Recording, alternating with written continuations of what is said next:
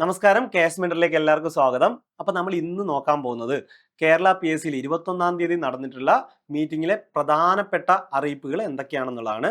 അപ്പോൾ നമുക്ക് നോക്കാം. നമ്മളിങ്ങനെ പ്രതീക്ഷിച്ചിരിക്കുകയായിരിക്കും LSGSന്റെ റിസൾട്ട് വരാനുണ്ട്, അതുപോലെ സെക്രട്ടേറിയറ്റ് അസിസ്റ്റന്റ് SIന്റെ ഒക്കെ പ്രിലിംസിന്റെ റിസൾട്ട് വരാനിരിക്കുന്നുണ്ട്, അതുപോലെ KS പ്രിലിംസിന്റെ റിസൾട്ട് വരാനിരിക്കുന്നുണ്ട്. നമ്മൾ പ്രതീക്ഷിച്ച പോലെയൊന്നും കാര്യങ്ങൾ നടന്നിട്ടില്ല.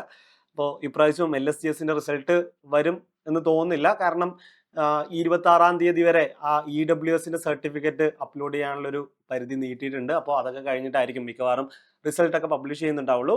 അപ്പോൾ അതുപോലെ തന്നെ ഈ സെക്രട്ടേറിയറ്റ് അസിസ്റ്റന്റ് അതുപോലെ തന്നെ SIന്റെ റിസൾട്ട് ഇതുവരെ പബ്ലിഷ് ചെയ്തിട്ടില്ല, പ്രിലിംസിന്റെ റിസൾട്ട് പബ്ലിഷ് ചെയ്തിട്ടില്ല. അതും എന്തെങ്കിലും യോഗ തീരുമാനത്തിൽ ഉണ്ടാകും എന്നാണ് നമ്മൾ പ്രതീക്ഷിച്ചിരുന്നത്. പക്ഷേ SIന്റെ എക്സാം 30-ാം തീയതി നടക്കാനിരിക്കുകയാണ്. അതുകൊണ്ട് തന്നെ മിക്കവാറും അടുത്ത് തന്നെ വരുന്നു നമുക്കൊന്ന് പ്രതീക്ഷിക്കാം.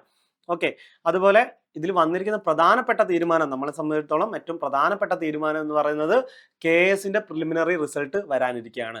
ഓക്കെ, അതുപോലെ തന്നെ മറ്റ് പ്രധാന തീരുമാനങ്ങൾ എന്തൊക്കെയാണെന്ന് പറഞ്ഞു കഴിഞ്ഞാൽ കൂടുതലും ചുരുക്കപ്പട്ടിക പ്രഖ്യാപിക്കുക എന്നുള്ളതിൻ്റെയാണ്, പ്രസിദ്ധീകരിക്കുന്നതിൻ്റെയാണ്.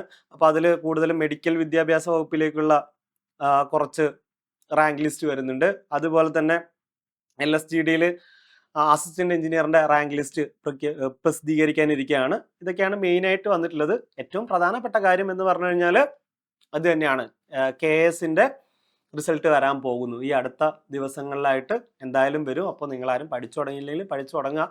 അതുപോലെ തന്നെ SIന്റെ ഒക്കെ റിസൾട്ട് വരുന്നവരെ വെയിറ്റ് ചെയ്യാതിരിക്കുക. SIന്റെ ടെസ്റ്റ് സീരീസ്, പോരാട്ടം ടെസ്റ്റ് സീരീസ് KS മെന്ററിൽ സ്റ്റാർട്ട് ചെയ്തിട്ടുണ്ട്. നിങ്ങൾ ഇതുവരെ ജോയിൻ ചെയ്തില്ലെങ്കിൽ ജോയിൻ ചെയ്യാൻ വേണ്ടി ശ്രമിക്കുക. കഴിഞ്ഞ SI റിസൾട്ട് വന്നപ്പോൾ 51 പേരും KS മെന്റർ എന്നായിരുന്നു, ഓർത്തിരിക്കുക. അപ്പോൾ എല്ലാവരും ടെസ്റ്റ് സീരീസിന് ജോയിൻ ചെയ്തില്ലെങ്കിൽ ജോയിൻ ചെയ്യട്ടോ. അപ്പോൾ നമ്മൾ ജോയിൻ ചെയ്യാനുള്ള ലിങ്ക് താഴെ കൊടുക്കുന്നുണ്ട്. ഇതുപോലുള്ള വീഡിയോകൾക്കായിട്ട് ചാനൽ സബ്സ്ക്രൈബ് ചെയ്യുക. താങ്ക്